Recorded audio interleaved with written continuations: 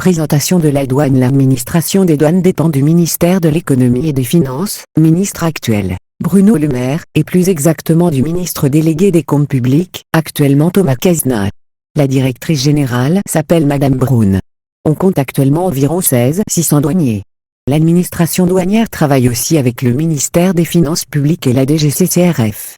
4 missions douanières. Lutte contre la fraude, marchandises, et le terrorisme. Contrefaçon. Argent liquide, 10 000 € maximum. Stupéfiants et produits servant à leur fabrication. Armes. Convention Washington, lutte pour la défense animalière et plus largement les espèces en voie de disparition. Économique, fiscale, protection du consommateur et contrôle des normes. Denrées alimentaires. Biens culturels, trésors nationaux. Certains médicaments. Les missions de la douane ont évolué pour répondre aux préoccupations des citoyens en matière de santé, de sécurité, de protection des valeurs portées par l'UE, en matière d'environnement ou encore en matière de droits de l'homme. La douane européenne est essentielle pour gérer les crises européennes car c'est une administration de frontières, contrôle des masques effectués par les douanes durant le Covid-19, mise en œuvre des sanctions décidées contre la Russie. La fonction de douane est régalienne. C'est une fonction que l'on retrouve dans tous les États du monde car on a besoin de connaître les marchandises, de les taxer, de les contrôler, de les intercepter et de les prendre en statistique. Partie 2. L'organisation de la douane. Chapitre 1. L'organisation structurelle de l'administration des douanes. C'est une structure pyramidale. Direction générale. Directions interrégionales, 12. Direction régionale, 42. Il y a 3 directions régionales en Normandie, celle du Havre, de Rouen, de Caen. Dans celle du Havre, on retrouve une division de surveillance, égale les brigades, et une division aéroport-OPCO, égale le bureau de douane. À côté de ce schéma pyramidal classique, il y a des directions fonctionnelles. DNRE, Direction nationale du renseignement et des enquêtes douanières. DNSE, Direction nationale des statistiques du commerce extérieur. DO, Direction des opérations douanières. DE, Direction des enquêtes douanières. DRD, Direction du renseignement douanier. DNRFP, Direction nationale du recrutement et de la formation professionnelle. DNGCD, Direction nationale des gardes-côtes des douanes. Il existe un certain nombre de laboratoires hors pyramide. La DNGCD égale Direction nationale des gardes-côtes des douanes. Elle gère les moyens matériels et personnels ayant trait à l'activité des patrouilleurs et nécessitant un encadrement particulier. Chapitre 2. Les branches dans l'administration des douanes. Section 1. Le personnel d'administration générale. Cette branche regroupe les grands chefs de la direction générale, les inspecteurs et les contrôleurs. Globalement, ce ne sont pas des agents de terrain. Ces agents rédigent des notes et ont tous une spécificité, contentieux, cellule conseil aux entreprises Z. Section 2. Le personnel d'opération commerciale. Ces agents ont des horaires de bureau. Ils opèrent des contrôles sur les conteneurs par exemple.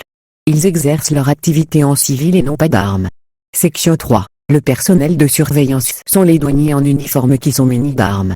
Chapitre 3. Les grades dans l'administration des douanes. Les inspecteurs. Concours externe égale grade A. Concours interne au bout de 5 ans d'ancienneté dans le métier d'inspecteur pour devenir inspecteur principal égale grade A. Carrière longue égale au bout de 9 ans, il est possible de devenir inspecteur régional. Les contrôleurs égale qu'il appartiennent aux OPCO ou à la surveillance égale grade B. Les agents de constatation égale grade C. Des concours internes permettent aux agents de constatation de devenir contrôleurs, puis inspecteurs.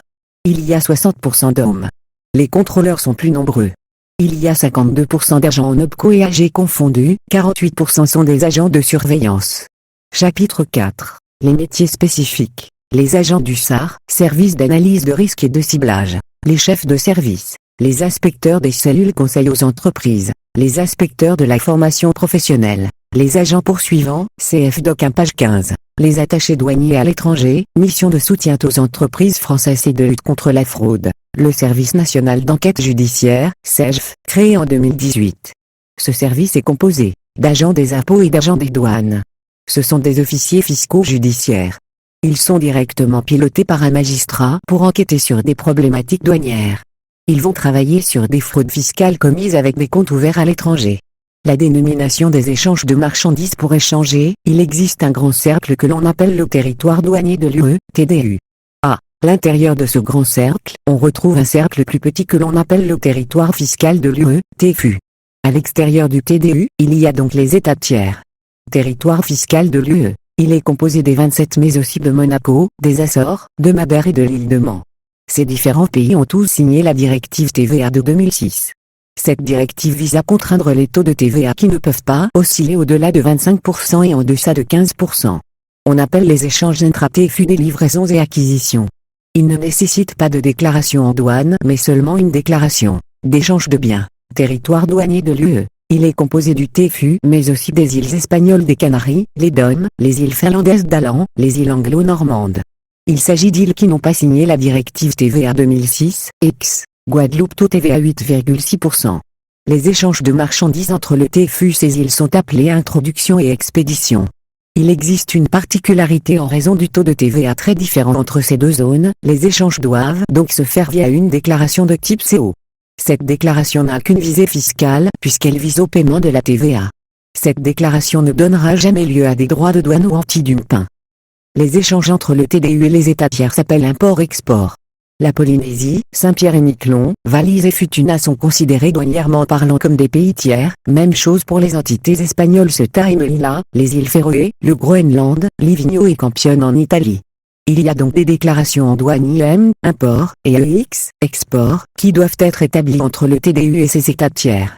Partie 3. Les obligations préalables au dédouanement. La première étape est l'ICS, voire schéma, qui existe depuis 2006 et mis en œuvre depuis 2011. Il s'agit ici d'obligations antérieures à la prise en charge de la marchandise. C'est un contrôle informatisé. La deuxième étape est un contrôle réalisé lors de la prise en charge des marchandises. Remarque. Le bulletin officiel des douanes explique la réglementation douanière pour qu'elle soit accessible à tout le monde. L'Organisation mondiale des douanes a préconisé partout dans le monde des procédures importantes pour sécuriser les échanges internationaux sans pour autant ralentir le temps de procédure. Au sein de l'UE, on a dû attendre 2 règlements communautaires de 2005 et 2006 pour mettre ces exigences en place. L'idée européenne est de faire une gestion commune des risques. Ces règlements mettent donc en place un système qui rend commun le contrôle initial des marchandises qui vont rentrer sur le territoire de l'UE. Pour résumer, le premier bureau d'entrée de l'UE, égal pays d'entrée, est responsable de l'analyse des risques relatifs à la sûreté et à la sécurité des marchandises entrant sur le territoire de l'UE. Les données exigibles pour réaliser cette analyse font l'objet d'une déclaration appelée déclaration ENS. C'est une déclaration sommaire mais qui contient des données importantes, voire document 4, 5. Les États membres devront ensuite communiquer les informations relatives aux éventuels risques identifiés préalablement à l'arrivée des marchandises. Ces échanges permettront aux administrations douanières de contrôler la marchandise soit au premier point d'entrée de l'UE soit au point de destination finale, voire même de ne pas contrôler la marchandise ou de ne pas charger du tout la marchandise. Section 1. Les définitions 1. La sûreté correspond à tout ce qui concerne le contrôle des marchandises telles que les armes, les explosifs, les biens à double usage, les produits chimiques ou nucléaires, ou bien toute matière qui pourrait être utilisée pour la fabrication de bombes et qui pourrait être en lien avec une activité terroriste ou de criminalité organisée. 2. La sécurité. Elle concerne les marchandises qui pourraient représenter des menaces sérieuses à la santé, au bien-être des citoyens ou à l'environnement. Cette définition très large peut couvrir les marchandises soumises au contrôle vétérinaire, phytosanitaire, mais aussi tout ce qui a trait aux stupéfiants et que 3. Le bureau douanier d'entrée est le bureau vers lequel les marchandises introduites sur le territoire de l'UE doivent être acheminées sans tarder, dans lequel elles sont soumises à une analyse de risque et éventuellement à un contrôle douanier. Section 2. Les grands principes du dispositif ICS sauf cas d'exemption, toutes les marchandises à bord d'un moyen de transport y compris celles qui ne sont pas destinées à l'UE telles que les marchandises qui sont simplement transbordées dans un port, doivent faire l'objet d'une déclaration ENS et d'une analyse sûreté et sécurité avant leur entrée sur le territoire de l'UE. Exemple. Doivent faire l'objet d'une déclaration ENS, les marchandises transportées en conteneur par un navire entre Shanghai et Le Havre à destination de la Suisse par la route. Exemption. Si le moyen de transport ne fait que transiter sans s'arrêter. Section 3. Qu'est-ce que l'ENS? A. Principes généraux. L'ENS doit être déposé électroniquement au premier bureau de douane communautaire et ce avant l'arrivée de la marchandise sur le territoire. Le transporteur a la responsabilité de ce dépôt mais peut tout à fait déléguer cette obligation. Toutefois, il conserve la responsabilité de s'assurer que toutes les marchandises qu'il transporte sont couvertes par une déclaration ENS, voire document 6. B. Le délai de dépôt du ENS. Dans tous les cas, le ENS doit être déposé avant l'arrivée de la marchandise sur le territoire de l'UE. Pour donner quelques exemples. Dépôt 24 heures avant le chargement au départ pour les conteneurs faisant l'objet d'un transport maritime longue distance. Dépôt 2 heures avant l'arrivée au premier bureau douanier communautaire pour le transport maritime de courte distance ou pour le transport fluvial. Pour plus d'exemples voir Doc 10, c. Les données de l'ENS. Le contenu de la déclaration ENS varie en fonction du mode de transport, fluvial, aérien, maritime, du type de flux et du statut de la personne, OEA ou non. Les OEA bénéficient d'une facilité de procédure. Le ENS est composé par bloc général. Le lieu de chargement et déchargement, date et lieu du dépôt, les pays touchés, les ports de déchargement, l'expéditeur et le destinataire. Bloc marchandises. Reprend le numéro du conteneur, le colisage, nombre de cartons, le numéro de classification des marchandises, égale nomenclature douanière, point, c'est les références des documents commerciaux. Étude d'une déclaration ENS voir Doc 1 et 2, section 4. Le traitement fonctionnel de l'ENS. La déclaration ENS, transmise dans les délais, est envoyée dans l'automate de sûreté. L'automate délivre alors un numéro, le numéro de référence maître, MRN, qui est un numéro d'enregistrement unique octroyé à chaque déclaration de transit, par le système informatique, pour identifier le mouvement. Ce numéro est communiqué à la personne qui a déposé le ENS et au transporteur s'il n'est pas le déposant. L'automate de sûreté ne fait pas que recevoir les déclarations ENS puisqu'il contient un RMS, Risk Management System. Ce système permet de faire une analyse sûreté et sécurité de la marchandise. Si le ENS pose problème, elle est transmise à une cellule de levée de doute, composée d'environ 20 douaniers. Les agents de cette cellule travaillent 24h/24 et ont pour mission de confirmer ou infirmer les risques soulevés par l'automate de sûreté. L'automate de sûreté peut aussi ne pas identifier de risque contrairement aux douaniers. Dans ce cas, ils transmettent ce constat à tous les ports et bureaux de douane qui vont être touchés par le moyen de transport. La cellule envoie enfin un DONOLOA le cas échéant au transporteur et communique les résultats du risque aux OEA. Il y a 3 types de risques. Le risque A égal c'est le risque le plus fort. La marchandise ne doit pas être chargée à bord du moyen de transport.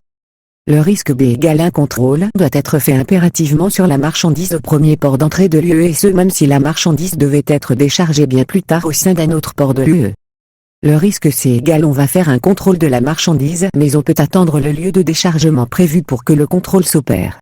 Section 5. Les obligations au premier bureau d'entrée de l'UE, le transporteur doit transmettre par voie informatique une notification d'arrivée du moyen de transport, IE 347C, qui comporte tous les éléments nécessaires à l'identification des déclarations ENS déposées préalablement pour l'ensemble des marchandises se trouvant à bord. Cet envoi informatique est dirigé dans le service DeltaP. Cette formalité permet l'application des risques et valide le processus ICS. Les opérateurs sont ensuite obligés de faire une seconde procédure appelée le 347FR. On leur demande de faire la liste des marchandises qui vont être déchargées au Havre, autant de demandes de déchargement que de marchandises à décharger. Le bureau de douane informe par voie électronique les contrôles qui vont être opérés et indique le niveau de risque. Ensuite au déchargement, on lui rappellera les contrôles qui devront être mis en œuvre, même s'il le sait déjà. Remarque. Normalement, le transporteur dépose un ENS par conteneur, mais s'il y a plusieurs importateurs français dans le même conteneur, il n'en aura plus qu'un ENS. ICS 2 est en vigueur dans les aéroports pour combler les failles de ICS 1, mais il n'est pas encore développé en maritime. Roissy fait actuellement le crash test. Partie 4. La prise en charge. Il s'agit du nom qu'on donne aux formalités auxquelles sont soumises les marchandises qui sont introduites dans l'UE. La prise en charge a été codifiée par le Code douanier français et aussi par le Code de douane de l'Union. À quoi cela sert ? L'objectif est de vérifier le flux de marchandises pour assurer qu'il n'y a pas des marchandises prohibées qui pénètrent sur le territoire de l'UE. Par exemple, il peut s'agir de la contrefaçon, des cigarettes pas bien déclarées, des armes, etc. Il s'agit de s'assurer que les marchandises sont bien référencées et donc connues par l'administration des douanes pour qu'ils paient les taxes correctes. Les 3 étapes principales proposant la prise en charge à port. On a la conduite en douane et la surveillance douanière, l'autorisation de déchargement et présentation en douane et enfin le dépôt temporaire des marchandises jusqu'à l'attribution d'un régime douanier. La conduite en douane et la surveillance douanière. La conduite en douane consiste à acheminer les marchandises importées, réimportées destinées à être exportées ou réexportées vers un bureau de douane compétent pour être soumises au contrôle douanier. Les marchandises vont alors se trouver sous surveillance douanière et vont faire l'objet de contrôle douanier. Article 134 du. Les marchandises qui sont introduites sur le territoire douanier de l'Union sont, dès cette introduction, soumises à la surveillance douanière peuvent faire l'objet de contrôle douanier. Les marchandises non-Union restent sous surveillance douanière, soit jusqu'à ce qu'elles changent de statut douanier, soit jusqu'à ce qu'elles soient sorties du territoire douanier de l'Union ou détruites. Statut de la marchandise. Elle peut avoir 2 statuts, soit marchandise de l'Union, soit non-Union. Globalement, elle obtient ce statut d'union quand elle a payé les droits de douane. Les restes sont les marchandises qui n'ont pas encore payé. Article 135 du. La personne qui introduit les marchandises sur le territoire douanier de l'Union les achemine sans délai, par la voie déterminée et selon les modalités éventuellement fixées par les autorités douanières, soit au bureau de douane désigné par ces dernières ou en tout autre lieu désigné ou agréé par elles. Il indique donc que la personne qui introduit sur le territoire douanier de l'achemine sans délai par la voie déterminée et selon les modalités fixées par les autorités douanières, soit au bureau de douane désigné par ces dernières, tout autre lieu désigné ou agréé par elle. La surveillance douanière indique qu'à partir du moment où les marchandises franchissent le territoire douanier de l'UE, elles doivent être à la fois conduites en douane, mais dès qu'elles franchissent cette frontière qu'elles sont sous surveillance douanière, c'est-à-dire qu'elles peuvent être mises sous contrôle physique ou documentaire par l'administration des douanes dès le franchissement de cette frontière dans le cadre d'un acheminement vers un bureau de douane ou un lieu agréé par les autorités douanières. Article 134 du B. L'autorisation de déchargement et la présentation en douane une fois qu'il est en route vers un bureau de douane. Quelle obligation s'impose à lui? Il faut qu'il demande l'autorisation de déchargement des marchandises. Elle est prévue par l'article 140 du rend obligatoire l'autorisation de déchargement des marchandises par l'administration des douanes. On les retrouve également dans le cadre du processus ICS. Une fois demandé, et une fois que la marchandise est quasiment déchargée, les marchandises doivent être présentées en douane. Il s'agit de l'article 139 du celui qui a acheminé les marchandises doit les présenter en douane, pages 12 et 11. Explication article 144 du les marchandises non union sont placées en dépôt temporaire au moment de leur présentation en douane. Cela se fait de manière automatique. C'est le dépôt temporaire des marchandises jusqu'à l'attribution d'un régime douanier. Le dépôt temporaire s'effectue dans une installation de stockage temporaire, IST. Il en a deux. Terminaux portuaires. Quand le navire décharge, toutes les zones de déchargement peuvent être utilisées en tant qu'IST. Autres zones d'installation sont agréées par l'AD et contrôlées par eux. Il en a plusieurs qui stockent des marchandises non union et pour un maximum de 90 jours. Définition de dépôt temporaire. Article 17 du le dépôt temporaire, c'est la situation dans laquelle se trouvent des marchandises non union qui sont placées temporairement sous surveillance douanière entre leur présentation en douane et leur placement sous un régime douanier ou bien leur réexportation. Un régime douanier correspond à l'un des régimes suivants. Article 150-16 du le régime douanier de la mise en libre pratique sous couvert d'une déclaration en douane. Les régimes particuliers perfectionnement actif, Nutella. Régime du transit. L'exportation. En résumé, le dépôt temporaire, c'est un laps de temps pendant lequel les marchandises sont déchargées sur le territoire de l'UE, présentées en douane, mais la marchandise n'a pas encore été dédouanée. Le délai de dépôt temporaire ne peut pas excéder 90 jours. Article 149 du en général 1 ou 2 jours avant que les conteneurs ne soient dédouanés par les transitaires en douane et donc ne sortent du terminal portuaire sous couvert de la déclaration en douane. Les marchandises sont placées sous dépôt temporaire sous couvert d'une déclaration temporaire, déclaration d'entrée en installation de stockage temporaire. Les zones dans lesquelles les marchandises sont en dépôt temporaire sont appelées les zones de stockage temporaire. Ce sont en général tous les terminaux portuaires, terre pleine où sont déchargés les conteneurs. CF, schéma de l'avant-dédouanement. La demande d'autorisation de déchargement doit être faite avant la vue à quai. Tout cela entraîne directement le dépôt temporaire. Il peut durer 90 jours. CFP 10 à 19D. Les installations de stockage temporaire sont toutes les aires de dépôt des conteneurs. Il y en a des centaines dans la zone portuaire. 1. Les conditions d'octroi d'une installation de stockage temporaire. Pour qu'une autorisation d'exploitation soit accordée, le requérant doit remplir les conditions suivantes. Être établi dans l'UE, offrir l'assurance du bon déroulement des opérations, de fait le cas pour les stockés OEA. Pour les autres, il faudra constituer une garantie financière. Cette garantie est à la hauteur du nombre de marchandises susceptibles d'être stockées. Permettre à l'administration des douanes d'assurer une surveillance douanière des marchandises. Obligation d'exploiter le lieu IST à titre exclusif. Celui qui prend le bénéfice de ce stockage est responsable du stockage des marchandises et de leur devenir. L'obligation de tenir une comptabilité matière des marchandises qui rentrent en stockage temporaire égale condition la plus importante. L'administration va recevoir une fois par an ces marchandises dans les IST et quotidiennement suivre les délais de stockage en IST. Cette comptabilité fait référence au nombre de colis, leur nature, le numéro de conteneur, le statut douanier des marchandises, manipulation effectuée, localisation des marchandises, date d'entrée et de sortie IST2. Le dépôt d'une déclaration de dépôt temporaire. L'entrée en IST se fait normalement par le dépôt d'une déclaration de dépôt temporaire.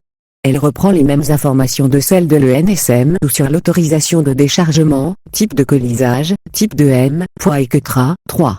Les manipulations autorisées sont autorisées: l'examen des marchandises, ouvrir un carton et les regarder. Aussi, les manipulations destinées à assurer la conservation en l'état des marchandises.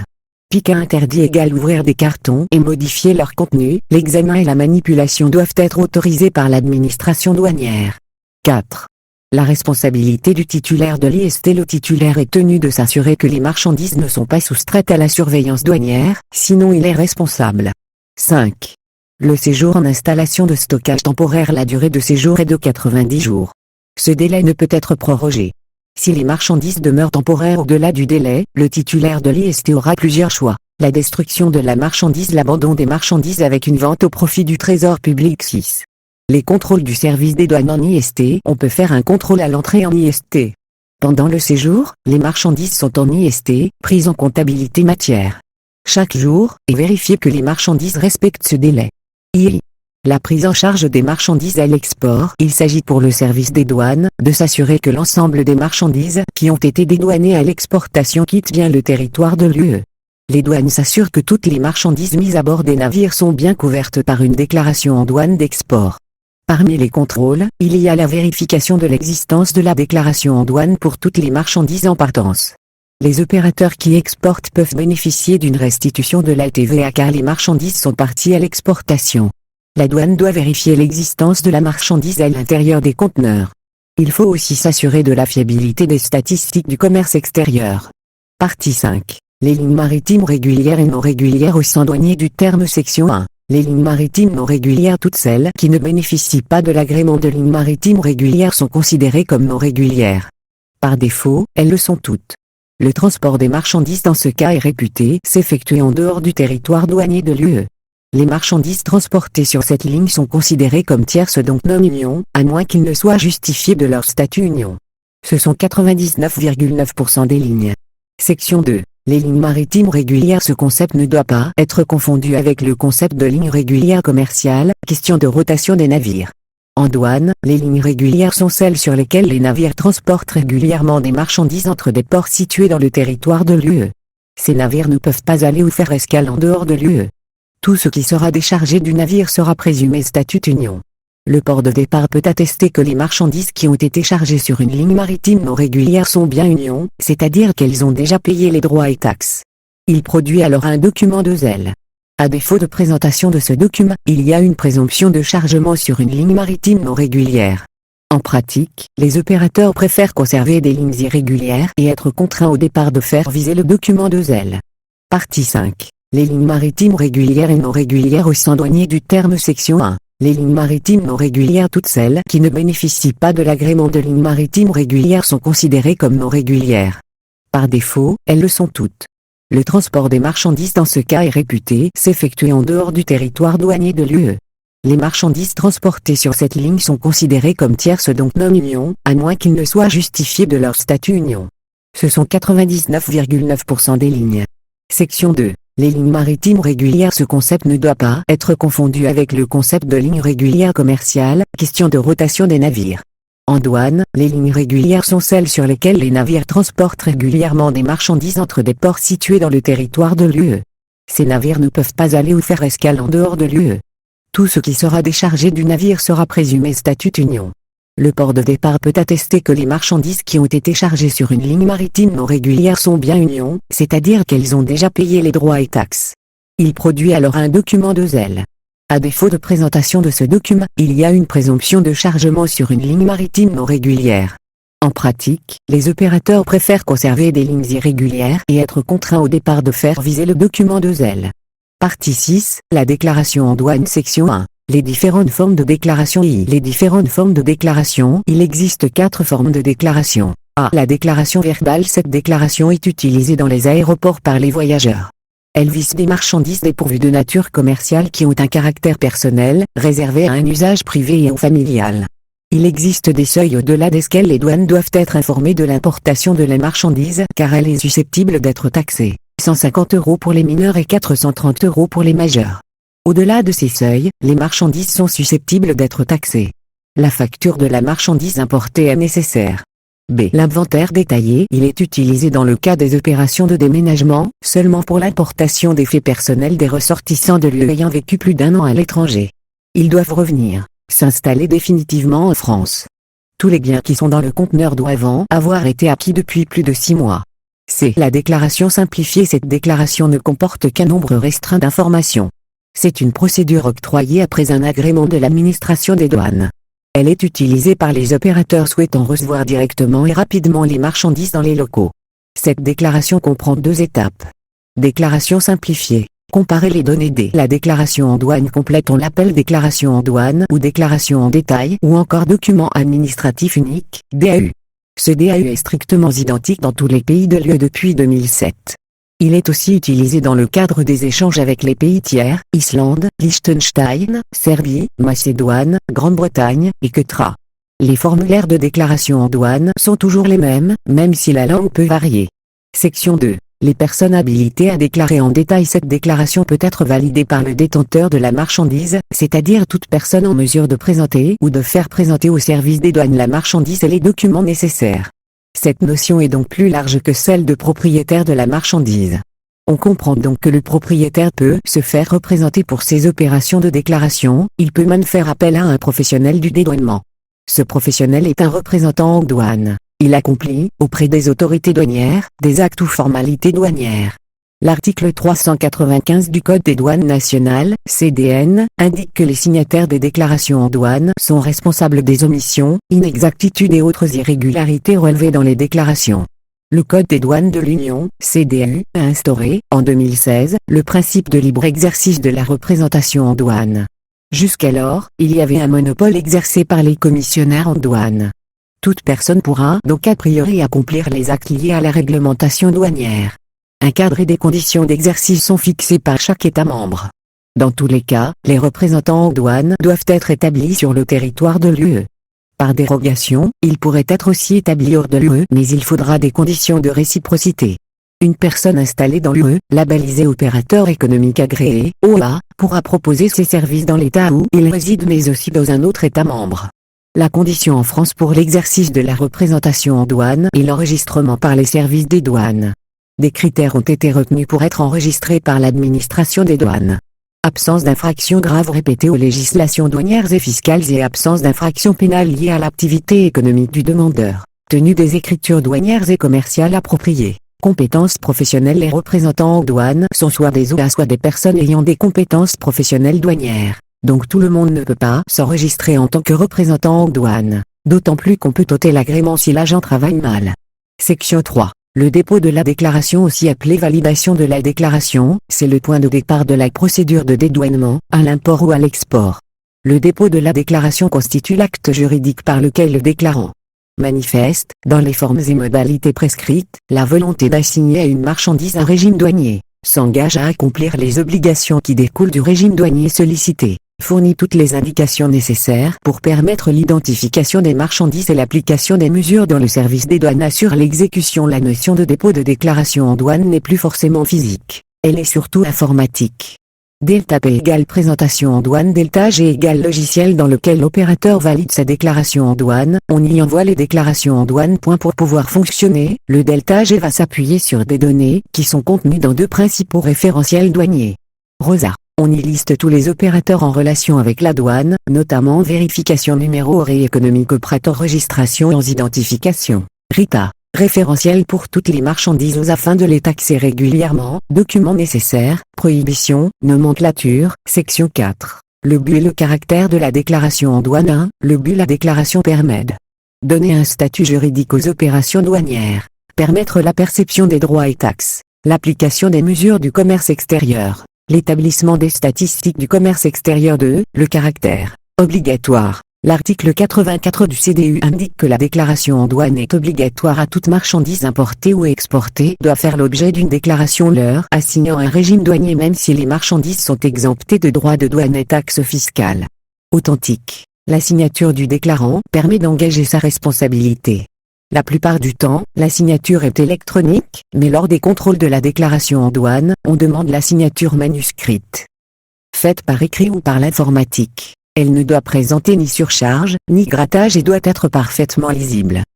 Après son dépôt, la déclaration est irrévocable, ni rectifiable, ni invalidée sans l'accord de l'administration des douanes. Enregistrée et donc numérotée. La déclaration non enregistrée ne vaut rien. La déclaration en douane doit être faite par le détenteur de la marchandise ou son représentant et en aucun cas par les agents des douanes. Ils doivent juste la contrôler et non participer à sa rédaction ou validation. Section 5. La lecture d'une déclaration en douane, globalement une par conteneur, point sur les régimes douaniers. La mise en libre pratique confère le statut douanier de marchandise union à une marchandise qui n'était pas union. Attention, il confère le statut douanier union, ça ne donne pas l'origine union. Ce statut permet de circuler. La mise en circulation se traduit par l'acquittement des droits de douane, des droits anti-dumping quand il en existe, par l'application des mesures de politique commerciale comme des mesures sanitaires ou bien des embargos et par l'accomplissement des formalités obligatoires dans l'UE, comme la production de documents exigibles à l'entrée dans l'UE. Toutes les obligations exigibles à l'entrée dans l'UE ont donc été réalisées dans ce statut, en conséquence la marchandise peut circuler librement. La mise en consommation, c'est la mise en conformité à l'égard de la fiscalité nationale. Cela se traduit par le paiement de la TVA et s'il en existe par le paiement de taxes parafiscales, exigibles uniquement à l'entrée dans la France, souvent inférieures à 1% ex, pour l'horlogerie. Elle permet la libre utilisation des marchandises sur le territoire douanier de l'Union. La mise à la consommation est donc toujours postérieure à la mise en libre pratique. Elle peut aussi être concomitante à la mise en libre pratique, régime douanier 40, mais l'opérateur peut solliciter un régime 42, conformité avec réglementation européenne sur droit de douane, dumping au bureau en France, mais ensuite circule jusqu'en Allemagne et demande la mise en consommation en Allemagne pour payer la fiscalité allemande, risque de fraude car certaines oublient de payer la fiscalité nationale. Déclaration numéro 4. Case 1. C'est une déclaration d'exportation. Le bureau de rattachement est le Havre-Port, Visite Océan. Case 5. Un seul article est expédié. Case 6. 3 colis sont expédiés. Case 8. L'exportation va vers le Liban. Case 14. L'exportateur a fait appel à un représentant aux douanes internationales contaminés et transport. Case 14. N-FRXXXXX, c'est le numéro ORI. Cela veut dire que l'opérateur est enregistré par l'administration des douanes dans la base ROSA. Case 17. LB confirme que la marchandise part bientôt au Liban. Case 31. On envoie des produits de coiffure. On peut également lire le numéro du conteneur, on suppose ici que ce sera un conteneur de groupage, il y aura donc plusieurs déclarations pour le même conteneur. Case 42. On lit le prix 11 969,50 exprimé en euros. Case 20. Conditions de livraison FOB. Cet incoterme est utilisé uniquement pour savoir ce que comprend la facture, à l'export pas d'intérêt pour la douane. Case 33. C'est la case la plus importante car elle fait dialoguer Deltage et Erita. Le numéro renseigné permet de chercher la réglementation et la taxation relative à la nomenclature de cette marchandise. Case 37. Le régime douanier pour l'export est le régime 10. Case 29. La marchandise sort de l'UE par le bureau du Havre. Case 44. N380 c'est le code pour dire que l'opérateur présente une facture. Case 47. La case est vierge donc on sait qu'on est dans un flux export. Case 54. La déclaration a été validée le 4/10. Elle est en état DAE, elle a donc eu son quitus douanier. ECS sortie signifie qu'on a constaté de façon physique la sortie de la marchandise, c'est important pour la déduction des taxes à l'export. L'exportation définitive correspond au régime 10. Exportation temporaire. Ce régime permet la sortie en dehors de lieu de marchandises ayant le statut union. Il permet de manifester la volonté d'exporter définitivement sa marchandise. La déclaration d'export doit être déposée auprès du bureau de douane où sont physiquement situées les marchandises mais pas forcément au bureau de douane de sortie. Il peut donc y avoir une différence entre le bureau de douane à l'export et le bureau de douane de sortie. Déclaration numéro 5. Case 1. On y lit le numéro de déclaration. La déclaration a été validée en 2021, on le sait car le numéro commence par 21. On sait que c'est un échange entre l'UE et un État tiers ayant signé la convention de transit commun, Macédoine, RU. A veut dire que la déclaration est complète. C'est une déclaration d'apport de lieu de marchandises aux Islandaises. Le bureau du Havre Magasin a reçu la déclaration.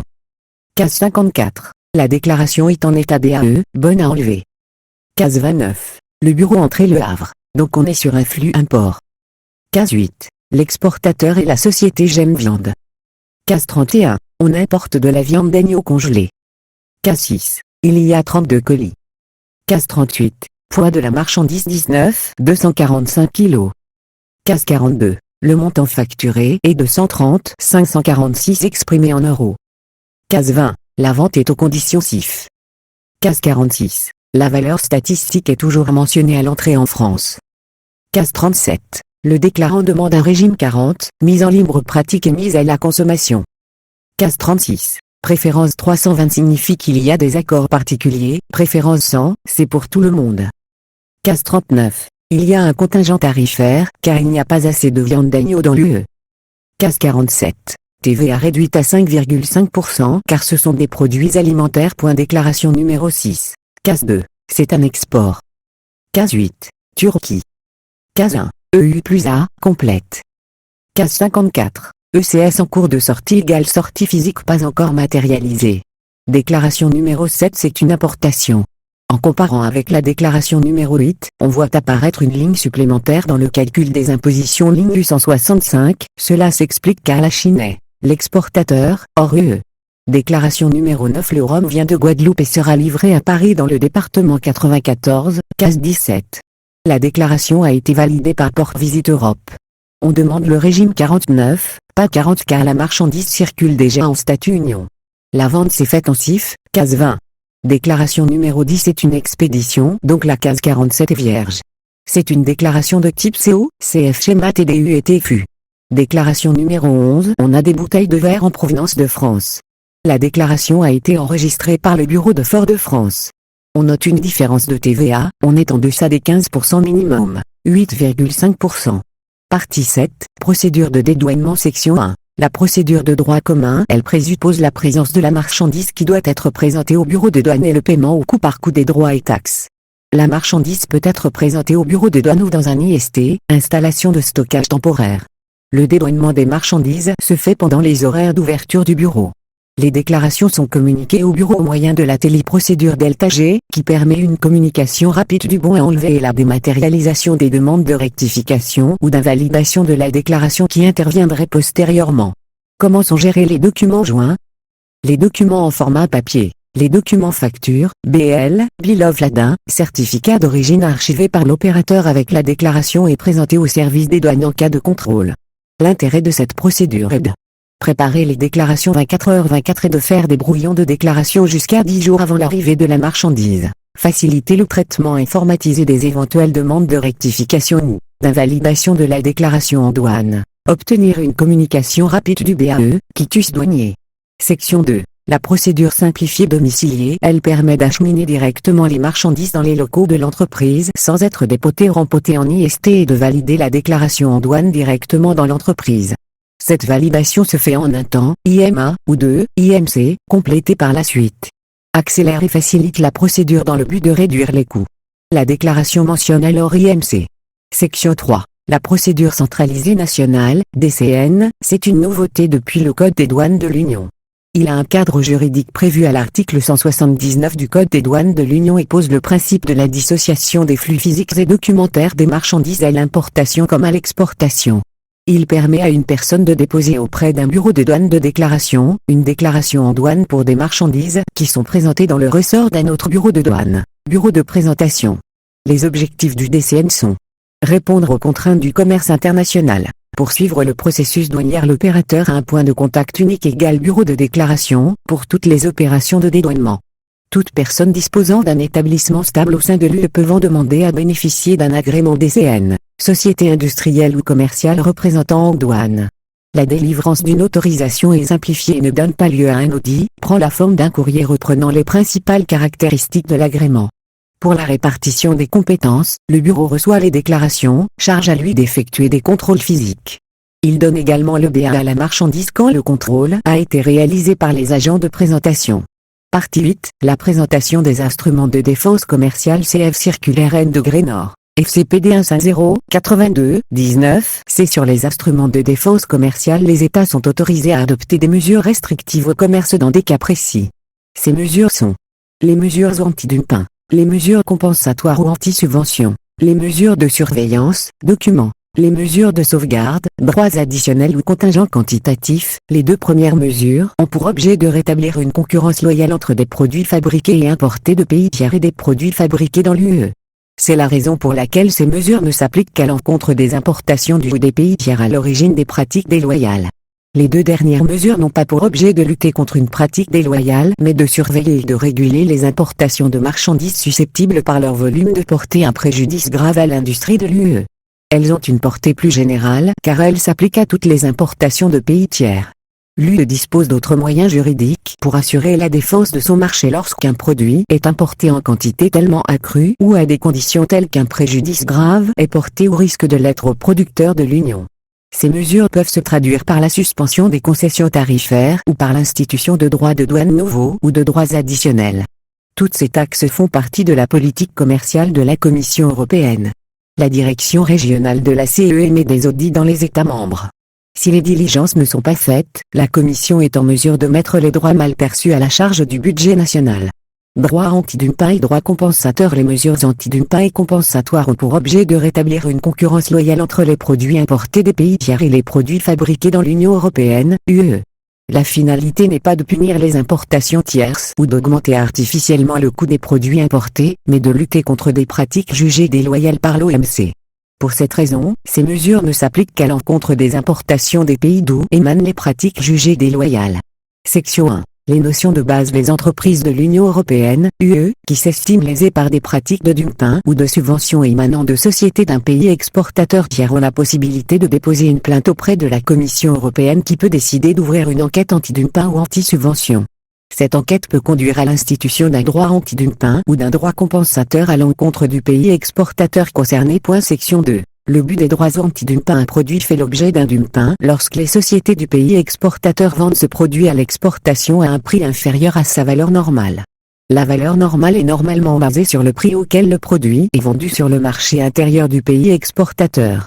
Le niveau de dumping ou marge de dumping correspond donc à la comparaison entre ce qui est considéré comme étant la valeur normale du produit, qui est basé sur le prix pratiqué sur le marché intérieur du pays exportateur, et le prix de ce même produit à l'exportation. La marge de dumping sert de base à la détermination du taux de droit anti-dumping qui sera institué par la Commission. Lorsque la Commission décide d'imposer des droits anti-dumping, la marge de dumping est en principe calculée pour toutes les sociétés du pays exportateur qui se sont manifestées au cours de l'enquête.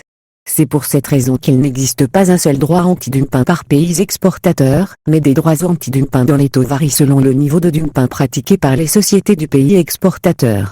Section 3. Le but des droits compensateurs. Un produit est considéré comme faisant l'objet d'une subvention lorsque les pouvoirs publics du pays d'exportation accordent, directement ou indirectement, un avantage financier à la fabrication, à la production, à l'exportation ou au transport de tout produit exporté vers l'UE.